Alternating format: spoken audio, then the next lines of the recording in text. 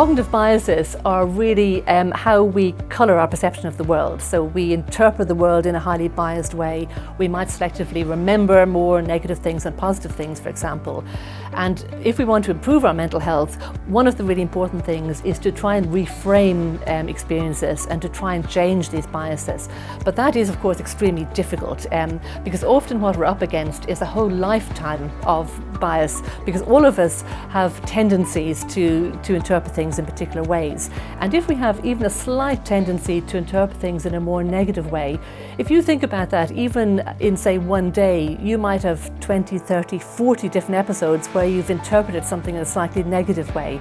So it's almost like you're training your brain to be negative, and those kind of negative pathways in the brain are really being strengthened over and over again. So trying to change that, trying to shift that is extremely difficult.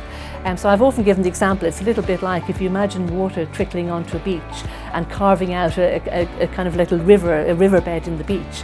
The thing to do, like over time, the more the water goes in a similar direction, so negative thoughts, for example, are going in that direction, the more embedded those thoughts will become. But the good news is that it's not embedded in rock, it's embedded in sand. So it is possible to shift, it is possible to change that, but it's definitely not easy, which is why it's a little bit like if you want to get physically fit, you have to go to the gym regularly. You can't just go once in a blue moon and suddenly expect to be very fit.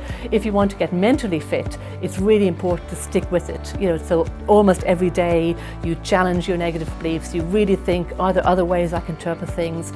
And just really kind of learning to understand when you're getting under pressure. So what we find is when people start becoming very stressed, they usually don't sleep well, their diet may go down, they may miss exercise, and sometimes it's very difficult to even realise this is happening, and all of us are guilty of this.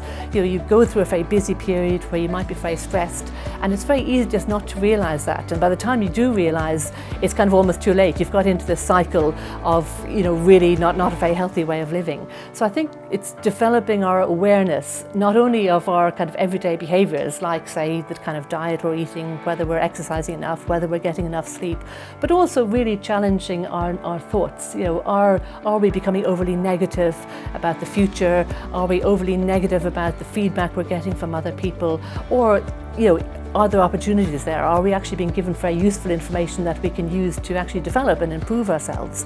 So really trying to find a more positive way to interpret the way we're actually analysing the things around us.